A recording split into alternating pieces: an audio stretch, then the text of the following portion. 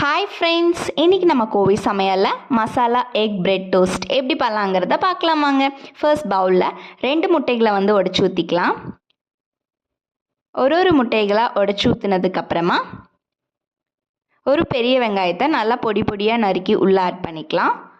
அது கூட chilli flakes, ஒரு தக்காளி, கொத்தமல்லி எல்லாத்தையும் உள்ளே ஆட் பண்ணிவிட்டு தேவையான அளவு உப்பு, கொஞ்சம் சில்லி பவுடர் சேர்த்துட்டு ஒரு 1/4 டம்ளர் அளவுக்கு பால் சேர்த்துக்கங்க. இப்போ ப்ரெட் எடுத்து ஃப்ரண்ட் அண்ட் பேக் நல்லா டோஸ்ட் பண்ணி இப்போ தோசைக்கல் சூடு பண்ணி அதில் போட்டு எடுத்துக்கலாம். அது மேலே ஒரு ஸ்பூன் வச்சு ஆட் பண்ணிக்கோங்க. அதில் இருக்கக்கூடிய மசாலாஸ்லாம் ஃப்ரண்ட் அண்ட் பேக் ஆட் பண்ணிவிட்டு இப்போ ஃப்ரண்ட் அண்ட் பேக் நல்லா ரோஸ்ட் பண்ணி எடுத்தோன்னா சூப்பரான எக் பிரெட் டோஸ்ட் ரெடி ஆயிடுச்சு.